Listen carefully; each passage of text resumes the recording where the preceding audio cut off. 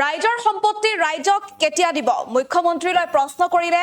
অজাপৰ সভাপতি লুৰিণজ্যোতি গগৈয়ে কালি মুখ্যমন্ত্ৰী মন্তব্য কৰিছিল যে ৰিণিকী ভূঞাৰ অগাধ সম্পত্তি কিন্তু সন্তানেও নাপায় বৰঞ্চ ৰাইজৰ বাবে এৰি থৈ যোৱা হ'ব ৰাইজৰ বাবে এৰি দিব ৰিণিকী ভূঞাৰ অগাধ সম্পত্তি আৰু তাৰ পাছতে এটা তীব্ৰ প্ৰতিক্ৰিয়া ব্যক্ত কৰিছে লুৰিণজ্যোতি গগৈ এতিয়া মুখ্যমন্ত্ৰীলৈ আহ্বান জনাইছে যে যদিহে ৰাইজৰ সম্পত্তি ৰিণিকীৰ সম্পত্তি যদি ৰাইজৰ সম্পত্তি তেন্তে শীঘ্ৰেই ৰাইজক কেতিয়া দিব তাৰ দিন ঘোষণা কৰিব লাগে আমি সবিস্তাৰে খবৰৰ সবিশেষ আনিবলৈ চেষ্টা কৰিছো আৰু কি কৈছে লুৰিণজ্যোতি গগৈ কেইবাটাও মন্তব্য কৰা দেখিবলৈ পোৱা গৈছে কালি যেহেতু মুখ্যমন্ত্ৰীয়ে ঘোষণা কৰিছিল যে ৰিণিকী ভূঞাৰ অগাধ সম্পত্তি ৰাইজৰ নামতহে থাকিব ৰাইজৰ বাবে এৰি থৈ যোৱা হ'ব যাৰ ভাগ আচলতে সন্তানেও নাপায় এনেদৰে মন্তব্য কৰিছিল আৰু তাৰ পাছতে বিভিন্নজনে বিভিন্ন প্ৰতিক্ৰিয়া দিছিল এবাৰ লুৰিণজ্যোতি গগৈ মুখ খুলিছে লুৰিণজ্যোতি গগৈ এবাৰ প্ৰশ্ন উত্থাপন কৰিছে মুখ্যমন্ত্ৰীলৈ যে ৰাইজৰ সম্পত্তি ৰাইজক কেতিয়া দিব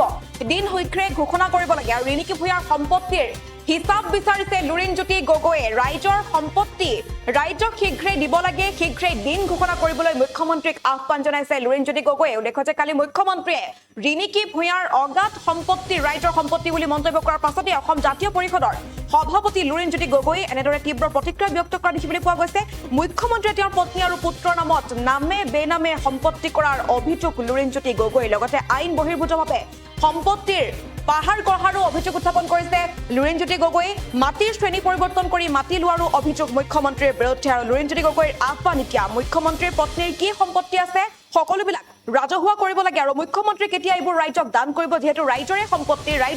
ৰাইজক কেতিয়া দিব তাৰ বাবে দিন ঘোষণা কৰিবলৈ মুখ্যমন্ত্ৰীক এতিয়া আহ্বান জনাইছে আৰু মুখ্যমন্ত্ৰীক কি ক'লে আচলতে লুৰিণজ্যোতি গগৈ কি ক'লে সেই ভাষ্য আমাৰ সৈতে আছে এই মুহূৰ্তত আমি ভাষ্য আগবঢ়াইছো সম্পত্তি যদি ৰাইজৰে তেতিয়া মুখ্যমন্ত্ৰী পত্নী আৰু পুত্ৰই ইমান নামে বেনামে সম্পত্তি কিয় ঘটিব লাগে আইন বহিৰ্ভূতভাৱে কিয় তেওঁলোকে সম্পত্তি ল'বলৈ যায় মাটিৰ তেওঁলোকে ক্লাছিফিকেশ্যন সলনি কৰি তেওঁলোকে মাটি অধিগ্ৰহণ কৰিছিল যিবোৰ মাটি কৃষিভূমি আছিল যিবোৰ মাটি মানে বিভিন্ন বন্য আইনৰ মানে কি কয় সীমাবদ্ধ আছিল সেই মাটিবোৰত তেওঁলোকে মাটি ল'বলৈ গৈছে বিভিন্ন ধৰণে তেওঁলোকে সা সম্পত্তি আহৰণ কৰিছে গতিকে এইবোৰ কথাই তেওঁলোকৰ ৰাইজক মানে ৰাইজৰ যিটো খং ক্ষোভ ইয়াক এটা বিপথে পৰিচালিত কৰিব খুজিছে আমি আহ্বান জনাইছোঁ মুখ্যমন্ত্ৰীৰ পত্নীৰ কি সা সম্পত্তি আছে ৰাজহুৱা কৰিব লাগে আৰু মুখ্যমন্ত্ৰীয়ে কেতিয়া এইবোৰ ৰাইজক দান কৰিব এইবোৰ দিন ঘোষণা কৰিব লাগে আৰু যিমান সম্পত্তি আছে এই সম্পত্তিবোৰৰ শ্বেতপত্ৰ দাখিল কৰিব লাগে আমাৰ কলাগুৰু বিষ্ণুপ্ৰসাদ ৰাভাই তেওঁ জীৱনকালতে বিভিন্ন মাটি ৰাইজক দান কৰি থৈ গৈছিল এতিয়া তেওঁ যদিও মুখ্যমন্ত্ৰীৰ পত্নী মুখ্যমন্ত্ৰীৰ পৰিয়ালে তেওঁলোকে বেআইনীভাৱে সিন্ডিকেট কৰি কমিশ্যন লৈ দুৰ্নীতি কৰি বিভিন্ন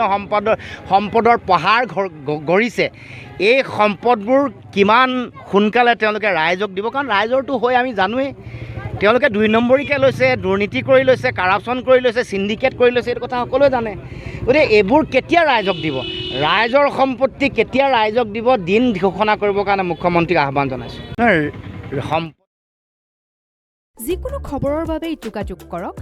7099017330 আৰু 7099017110 নম্বৰত যিকোনো খবৰৰ বাবে যোগাযোগ কৰক